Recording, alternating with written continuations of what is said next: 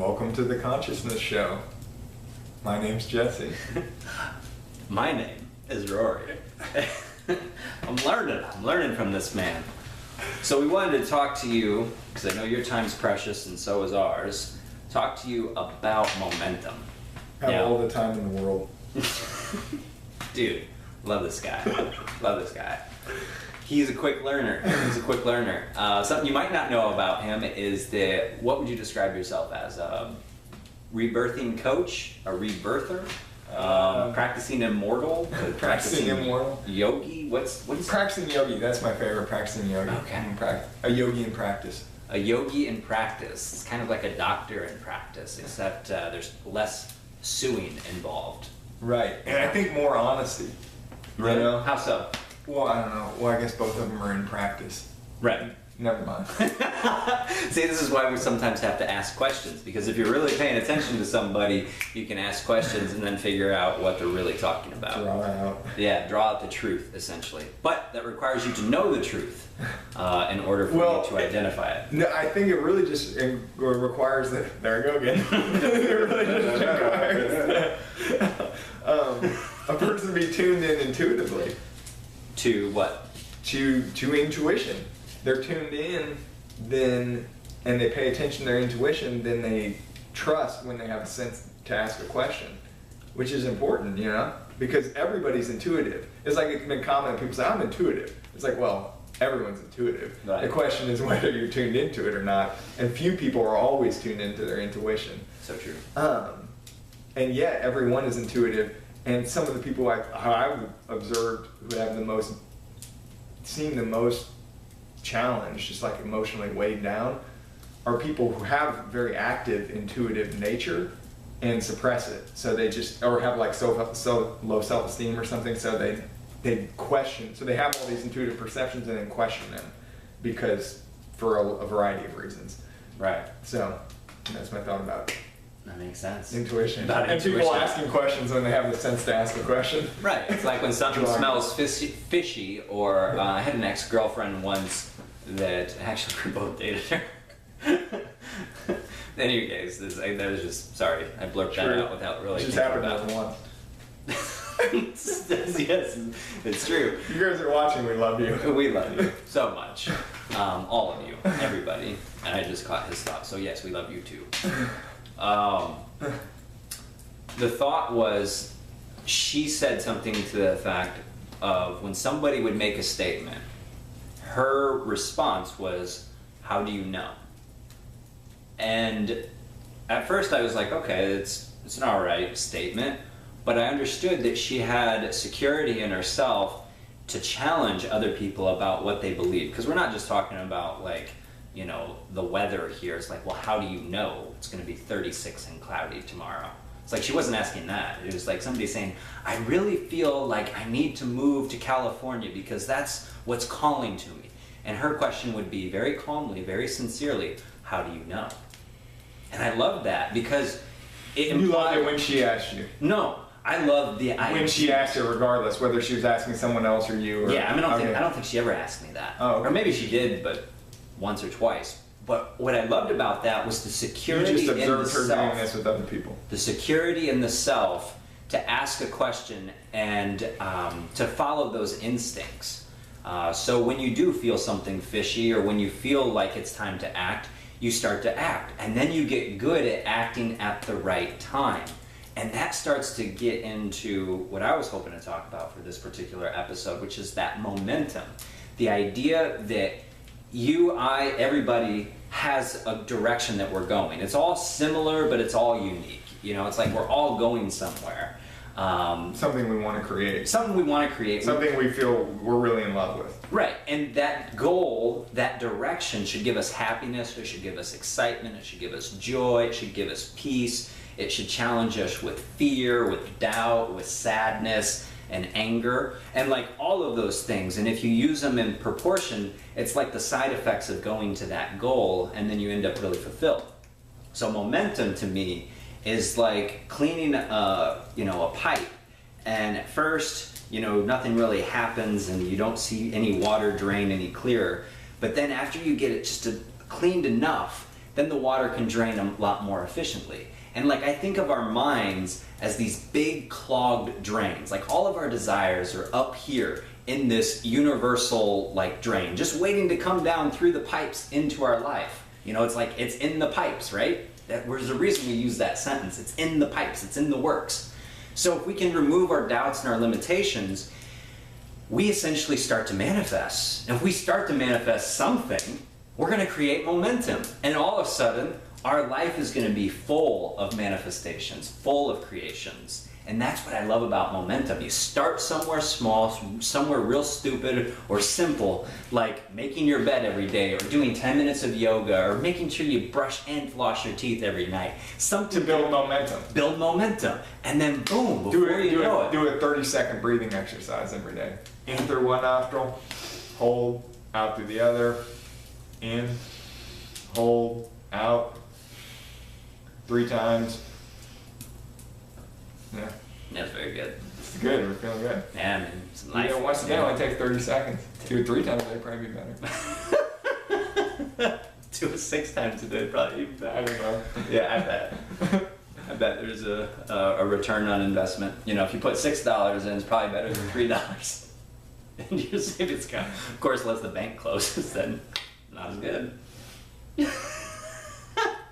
Do you have anything to say about momentum? Because that was really what I wanted to talk about for this consciousness show. Okay, so let me just make sure that I'm hearing you correct. I'm practicing listening. No, you're practicing talking. I was practicing listening. I'm, one, enjoying this fire, which we've been by for a while now, and I think it's really tell them. that we've been by the fire? It's a total different, Oh yeah, totally different thing. No secrets. No secrets. That's true. We don't like Illusion, yes, but no secrets.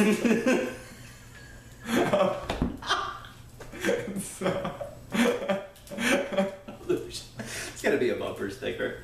Illusion, yes. Secrets, no. So, 1 in 1,000 would get that. 1 in 1,000. I don't know if I get it. I don't know if I'm one of that one. I might be one of the 999. Is this where the 1% comes in? Is this where the 1% comes in? Will they be the only ones that get it? Occupy! Alright, sorry. So you were saying about momentum. You were saying... Indeed I was. Indeed you were. Okay. Basically, you were talking about where you're lacking it. You were very enthusiastic about your experience in momentum, your positive experience in momentum, why you think people should, it almost sounds like, pursue the things that are important to them. The fact that we all have a mind and we have creativity, we have a creative urge, and part of being alive and being spiritually enlightened and growing in that is to manifest our creativity in the world. And to do it and to have fun with that. And part of that means doing little things every day in order to build momentum, such as brushing our teeth, making our bed, doing breathing exercises, incorporating a weekly fast is something I've been doing for, it's stimulated by a teaching that I've received that I find was really invigorating. So that's something I can do every week, builds momentum. Resets my body, builds momentum. Fast on water once a week makes food taste better the other 6 days of the week, as Leonard Orr likes to say. So, anyway, so there I go again. This is my thing, I guess. His thing. One of his things. Something I. It's actually one of 10 of things. 1 of 10 of his things. They also call them fingers. Phalanges. Phalanges. Phalanges. And toes. And toes. Okay. So, anything else about momentum? I think our momentum is coming to a close. Yeah. It's very good. One other thing I would mention, and this is a personal shout out to somebody that might watch this video and might not, but just to give you some secret, we'll just give you a fake identity. We'll call you Tim from Honolulu. Tim from Honolulu, if you're watching this, part of what will help you with momentum, because I know you want a girlfriend, and I know that's been something you wanted for a while, is that you have to ask. Message. Yeah. I didn't know I was going to do Maybe it's universal. Maybe. Anyway, go ahead. You have to ask more consistently. Once every 6 months is like not enough. Okay? Maybe if you're, I don't know who you are to do it once every 6 months, but it doesn't matter. That's not the point. I'm talking to Tim from Honolulu. You have to ask more consistently, and that creates the momentum. A lot of the times that the people I've dated, we're not on the dating websites, but I was on the dating websites getting rejected or overlooked or whatever. So you're building momentum. You're putting it out there regardless of whether, this is a good example, regardless of whether you're successful or not, you're putting it out there. That created some momentum with your thought form. Right. That's part of like I'm thought, doing energy, it. and form. You were moving your thought through energy repeatedly. And even though you experienced some rejection, you learned something. Right. And you usually probably adjusted the way you went about. Sure. Yeah, stopped online dating. Yeah, so my point, Tim, is, and for anybody out there, that if there's anything that you're not getting, you have to be persistent with it, but also realistic. Consistent. Persistent, consistent, and realistic. How about that for a tongue twister? Do you have to be realistic? And then what do you mean by be realistic? Because that seems kind of limited a little bit. Ooh, this video just got longer. The momentum has hit a new peak. Up, and that's what happens when you're consistent. Is you plateau and you reach a new. That's right. That's like the runner's high. You know, you feel like you're gonna die, and then you almost do, but then you survive. And suddenly you have all this energy. That's right. Yeah, because meditation can work that way too sometimes. Oh man, I've had some great experiences where meditation was horrible and then just became divine. Yeah. And I've had some that went divine to horrible pretty quickly too. And in this case, we're talking about what role of being realistic is. Was that being realistic with your desires in terms of manifesting something? So I've seen you manifest a lot of desires. Right. So I don't think of myself as hitting the New York Times bestsellers list tomorrow. I think that's realistic. Now, but you're open to that possibly. I'm open to it, but I'm also not going to sell myself for it. Right? So I'm going to do it. If I'm going to do it, I'm going to do it at my speed and my time under my watch. Right? Okay. So I'm not going to Louis Hay, her Hay house. So you mean like being grounded, basically? Like being grounded in such a way so that... I got grounded a lot as a kid. I don't really like that. So, I mean, sure, you can call it grounded. I like using the word realistic. It's like grounded to me also seems like... I won't put my word on you, fair enough. Oh, he didn't... Oh, thank God. He just rubbed that off. You didn't like that? Nah, it was alright. Sorry, by the fire, it'll burn it off. It'll burn it off. Check out our fire video, or whatever we named it. What did we name it? I don't remember. I don't either. Probably it's like 4 videos back. Yeah, 4 or 5. Or maybe yet to come, depending on when we release this. True. All things in consideration, momentum is important. Realistic or groundedness is important. Consistency and persistence is important. What was the other thing that you said? There was like the persistence, the groundedness. And what are we talking about in terms of establishing momentum? Yeah, establishing momentum. Well, one thing I'm going to say is that one thing I'm going to say is you should do it like this. One thing I'm going to say with 2 fingers. I'm going to say I'm going to be dishonest. That I got 2 fingers. Yeah. Is that I'm trying to say I'm trying to say this in a way that isn't like stifling on my own sense of like self-esteem, but yet at the same time is honest. Is that kind of when I honestly reflect on my experience with manifesting my creativity in the world, is that I have seen that consistency works. I don't know what place being realistic has had within that. What I know is that doing things that I love has always worked. And at that point, I'm not sure that realism matters so much. I think that love is contagious, and that consistency in doing what one loves will inevitably produce in the sense that present moment, in the sense that it is fulfilling in the moment, and that in and of itself is fulfilling, and it's magnetic.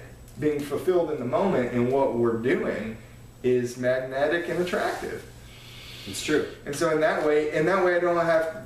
It's like the future will is working itself out because I'm taking care of business in the present, so to speak. Taking care of business every day. So the consistency in terms of practices adds up, and the right kind of practices, such as spending time consciously with a fire on a daily basis, which few people do, is very powerful and very healing. Bathing daily, doing spiritual breathing every day. Really rough for hippies. They're like, Bath, man, that costs money. Is very helpful. Living an RV, man. And connects a person to their intuition and to what they really love, and they'll inevitably start acting on what they love more. So, for example, you're a farmer, and and so you spend time. It's not your identity, but you farm, and you spend a lot of time in nature. Right. And you also do spiritual practices such as meditation and breathing and prayer and mantra and positive affirmation, positive thinking, and writing daily. And pretty close, and maybe not all of them, but some combination of those every day of some sort. And I practice with fire and water and meditation and concentration regular every day. And what I've noticed, what I've witnessed in you, and what I've experienced personally and seen other people who do practices like this is that they consistently grow in their intuitive nature and become more. They basically take action on what they love more, and they let go of things that they don't enjoy and create, and that are unproductive. So it's kind of an organic thing that comes out of doing practices consistently. So I think anybody the core for anyone in terms of what do I build momentum with? Build momentum with your practices, because your practices are linked to your peace of mind, your joy, your pleasure, spiritually, highest pleasure. And which ultimately trickles down to all other forms of pleasure, or flows or whatever, and that becomes creative. Yeah, for sure. I see that. Organic. And I think that's a valid point. I still like realism, simply because to me it goes back to the idea that you can have anything you want, but not everything. And I mean that on a physical level, right? So there's only so many places you can be in one space and time. Until you learn to manifest multiple bodies simultaneously. Right. And that will be in our next video. We're gonna continue with this topic in the future. I'm sure we will. This is the Consciousness Show from Jesse. And Rory. He's more identified with himself. He pointed to Rory. Anyways, that's an inside joke that only me and that brain of mine understand. It's been fun, and I hope It's been real. It's been very realistic. I hope for you it's been real fun. Yeah. Please click on the like button if you like this. Please click on the dislike button if you dislike this. That's very objective. I like this. Well, I mean, hey, why not? I mean, especially if you listened all the way to the end and you're like, you know what? I didn't like that. Man, totally have earned the right. I want to meet you. That's like, how did you enjoy, or how did you go through 10 minutes or 12 minutes of something that nobody was forcing you to do that you didn't like sadism?